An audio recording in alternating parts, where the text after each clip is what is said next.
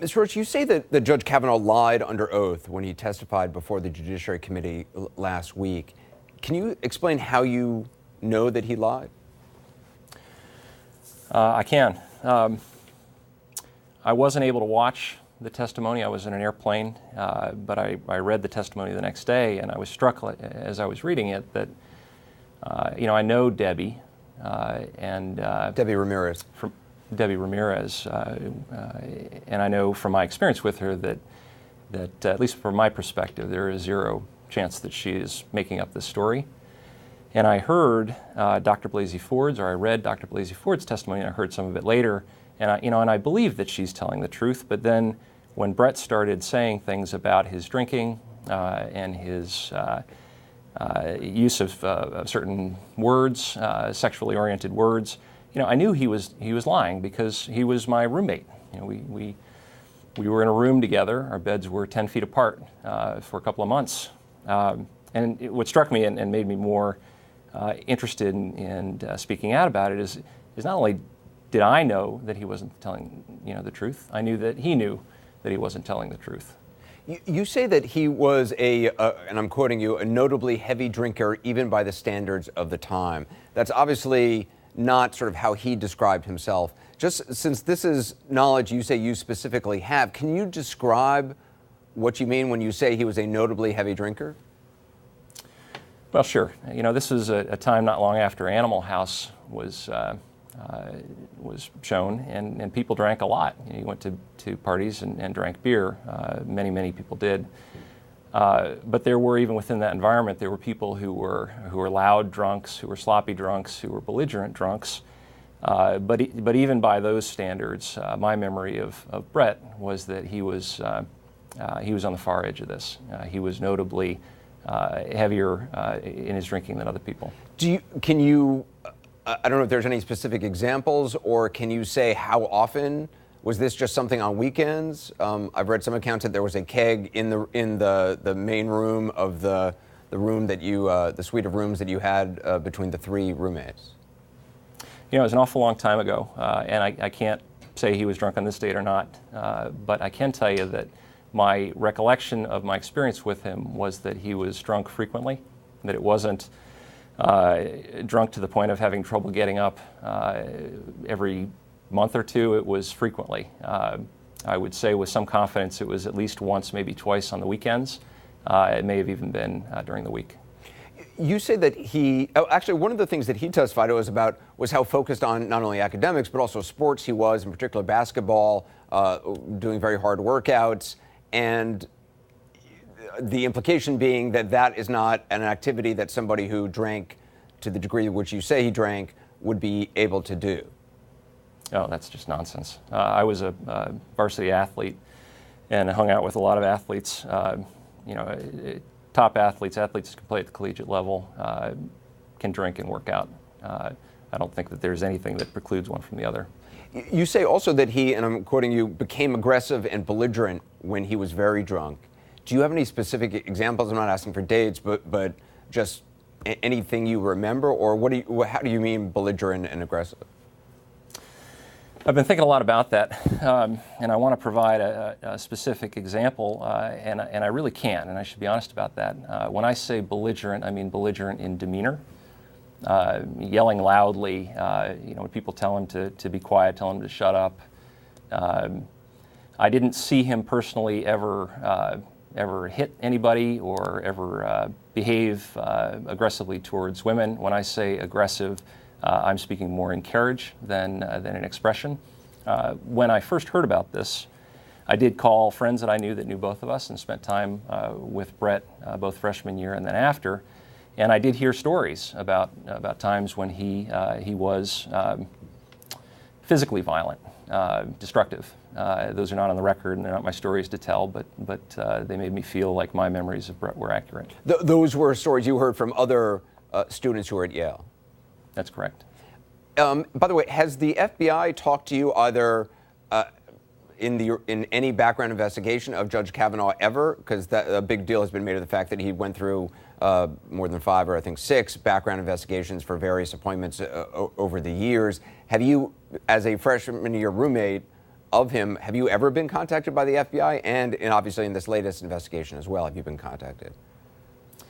I've been scratching my head about that. I was listening to the radio, I want to say a week ago, and they were talking about Brett having been interviewed by the FBI, backgrounds done on 5 or 6 occasions prior to this. And it struck me that, I was his freshman year roommate, and if you wanted to know how somebody behaved in college, which is a time where, especially that transition from high school to college, where people are likely to have done something that expressed something that might have been a problem, that they would have contacted me, right?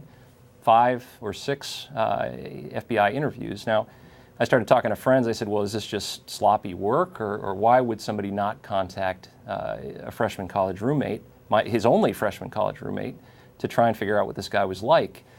And this person was quick to say, listen, the FBI are good. They're good guys. They take it very seriously. They do the work that they're told to do.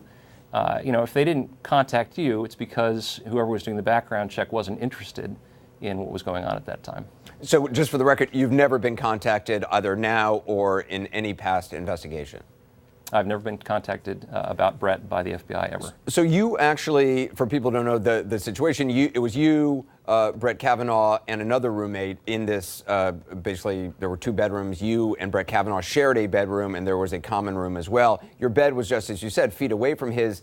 Did you ever see him black out? He has testified that he was asked about blacking out. He said he didn't. He said maybe sometimes he went to sleep. Did you ever see him black out? I didn't socialize with Brett, but being in the same room where he slept, I saw him when he arrived at home regularly, and I saw him in the morning. And I can tell you that he would come home and he was incoherent, stumbling. He would sometimes be singing. He occasionally would wear this, I think it was an old leather football helmet, and he would throw up. And then in the morning, would have a lot of trouble getting out of bed. I wasn't an angel back then either. There were times when I did the exact same thing. So we commiserated on this issue. And so the answer to your question is, yeah, I saw him both what I would consider blackout drunk and also dealing with the repercussions of that in the morning. And you saw him throwing up? Yeah. On more than one occasion? On more than one occasion. Do you have any evidence that he ever had times where he did not remember what had happened the previous night? My sense of it is that we did talk about that, but I can't repeat any specific issue. It's too long ago. The judge has testified about how much he liked and likes beer. Was it just beer that he was drinking, to your knowledge? My memory of it is that he was a beer guy. When asked about your motivation to talk when you talked to the New Yorker, which according you say you did reluctantly, and even now talking, you've been reluctant to give any interviews. Judge Kavanaugh has said that you and your 3rd roommate hated each other. You got into fights, fist fights during the year, and that you had what he called a very contentious relationship. You didn't like each other. Is that true? Not from my point of view. He referenced an incident where I played a prank on this 3rd guy, where we took the furniture out of his room and set it up in the grass quad outside of our dormitory. And I set it up just like it was in his room and waited for him to return as if I was studying in his room outside. It was a prank. I knew it would be irritating to him, but I thought he would think it was funny. And he didn't. He was very angry when he got back. He went to our common room where there was a keg of beer and filled up a pitcher and poured it on my bed, and I responded and did the same thing back to him.